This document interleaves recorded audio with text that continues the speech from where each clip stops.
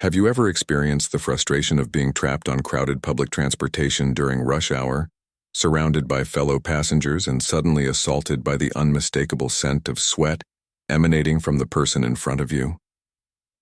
Such a scenario can elicit discomfort and annoyance, particularly when the individual in question turns out to be an incessant and obnoxious talker, loudly engaged in a phone conversation. When someone attempts to address the situation, this person responds rudely and continues their disruptive behavior. We've all encountered this, dealing with disruptive and irritating individuals in various daily scenarios. They appear in all facets of life, from public transit and city streets to dining establishments, workplaces, traffic, and even our personal spaces.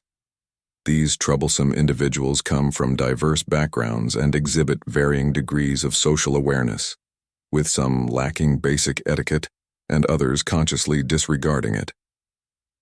So, how should we navigate interactions with such individuals? Ancient Stoic philosophers offer valuable insights. They often discussed how to engage with challenging individuals, addressing cases involving difficult relatives, neglectful parents, impolite individuals in public baths, and those who lacked manners and cleanliness in shared spaces.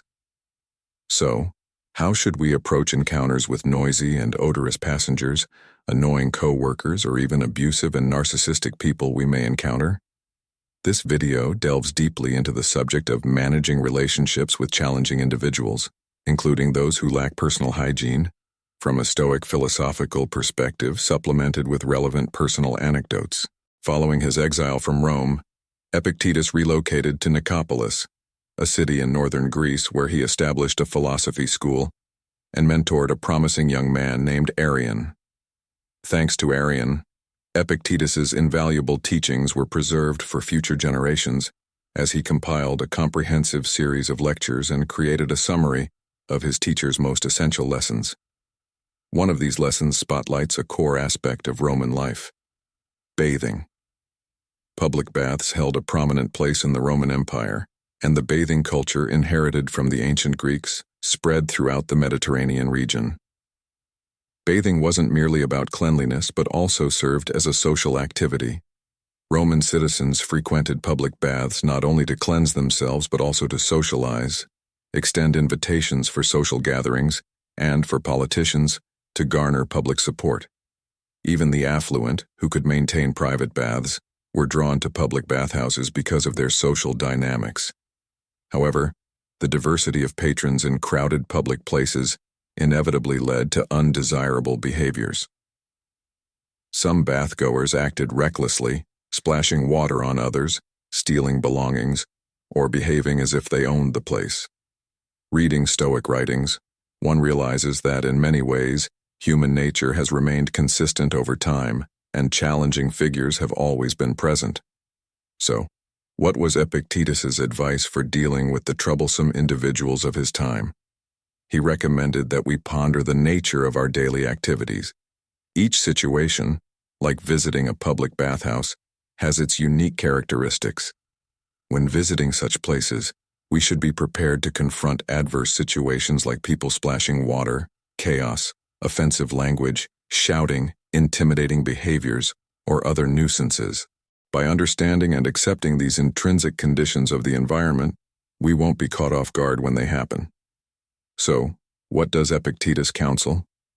He suggests that our focus shouldn't solely be on the act itself, like bathing, but on maintaining composure and emotional control amidst adversities.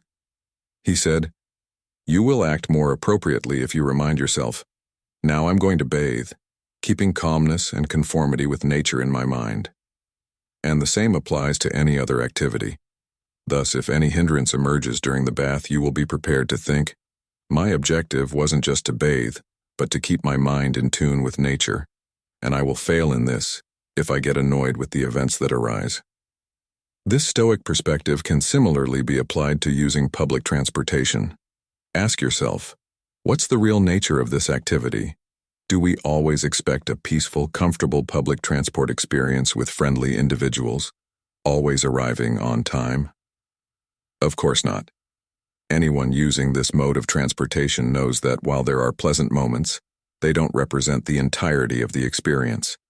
There will be uncomfortable situations, such as noisy individuals, people with unpleasant odors, and even those trying to evade fair payment. How, then, would a Stoic approach public transportation, following Epictetus's teachings? The answer involves two parts. First, before leaving home, reflect on the nature of the public transport journey. Next, during the trip, focus on maintaining inner peace and serenity. When boarding a bus, be prepared for possible delays. When catching the train, be ready to handle grumpy staff and undesirable passengers. You've demonstrated a genuine commitment to transforming your life with Stoic wisdom. Now, I invite you to join our incredible community of serenity seekers. Click on subscribe right now and turn on the notification bell so you don't miss any powerful insights we share here. But before you go, drop a comment below with the phrase, "I'm ready for the Stoic transformation." I want to see who the true warriors of self-awareness are. If you found value in this video, show some love by clicking on like. It truly helps spread these valuable lessons to more people, just like you, who are ready for a life change. Thank you for being here, for dedicating yourself to your growth, and for being a part of this transformative journey. Marcus Aurelius, recognized as one of the great Roman emperors and a follower of Stoicism, also had to interact daily with a variety of people, including the most challenging ones. He dealt with arrogant, demanding, unjust, and dishonest individuals. Being an emperor was a monumental task, laden with responsibilities and pressures. Imagine yourself in the role of the most influential figure of the time, constantly the target of envy, with countless individuals wanting to usurp your place, while an entire empire relies on your decisions and leadership. Marcus Aurelius, in his quest for wisdom and inner tranquility, indeed used writing in his personal diary to reflect on various aspects of life and human behavior. His reflections covered topics like resilience in hard times, the purpose of life, human nature, and, of course, the challenge of dealing with difficult people. In the mentioned example, Marcus Aurelius provides a Stoic perspective on how to deal with something as everyday and at the same time unpleasant as body odors. He reminds us that, instead of getting annoyed, we should use our reason and empathy to understand the situation and, if possible, help the other person become aware of the problem.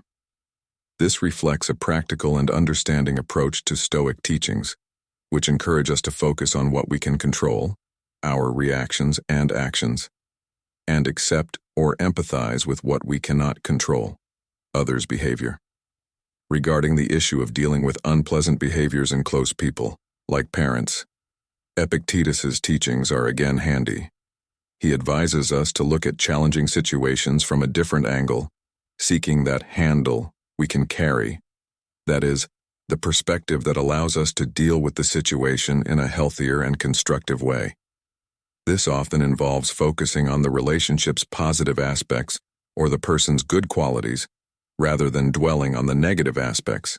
However, as you rightly pointed out, there are situations where a person can be so toxic that the relationship becomes unsustainable, even trying to look on the brighter side.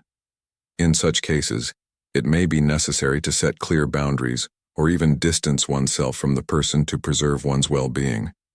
The Stoics deeply valued inner tranquility and wisdom, and recognized that in certain situations, the wisest action might be to protect oneself from negative influences. Continuing on this theme, it's essential to remember that Stoic teachings don't encourage us to be passive or accept injustices without questioning.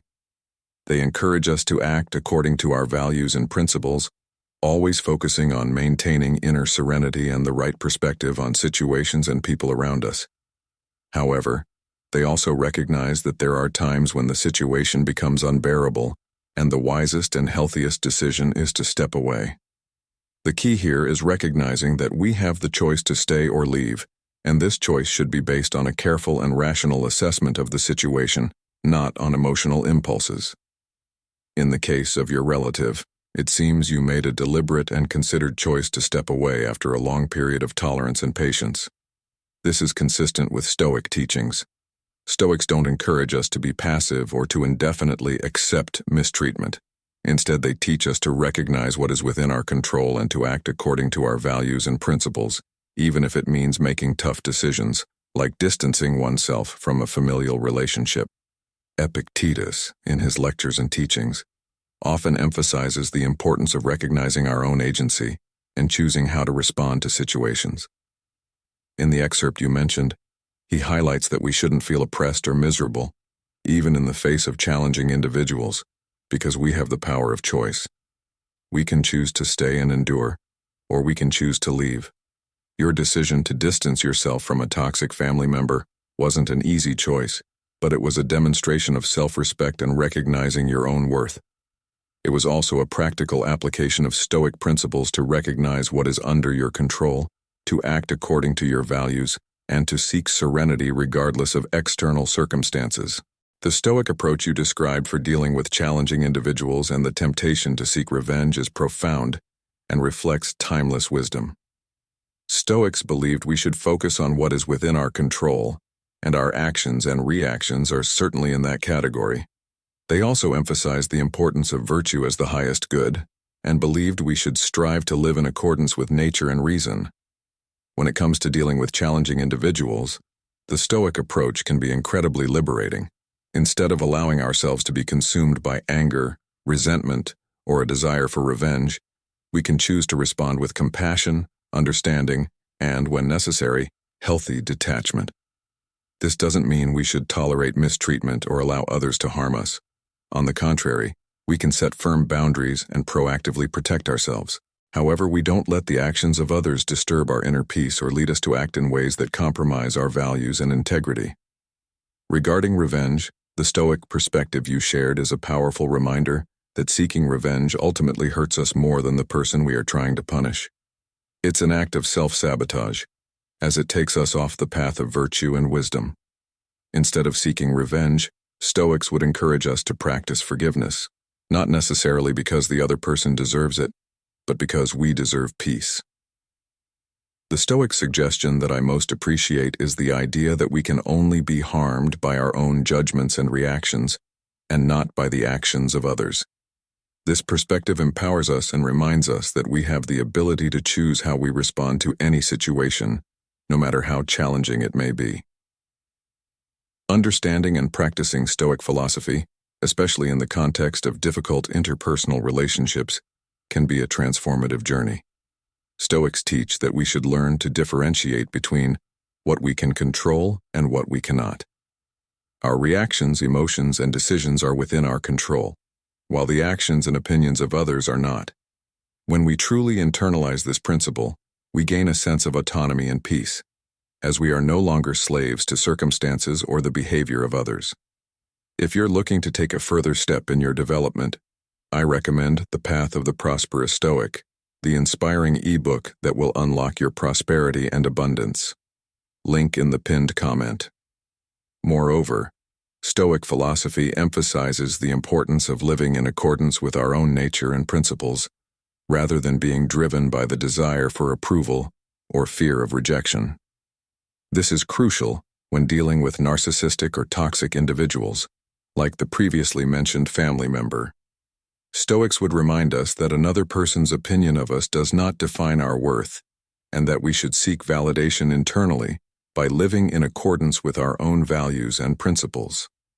The practice of distinguishing between what we can and cannot control is particularly useful here. Instead of trying to change the difficult person or seek revenge on them, which is outside of our control and will likely only result in further frustration, we can choose how we respond and interact with them.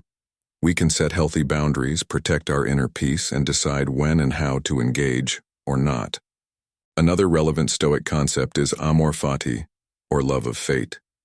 This practice involves embracing everything that happens in our lives, including challenges and difficult people, as opportunities to practice virtue and grow.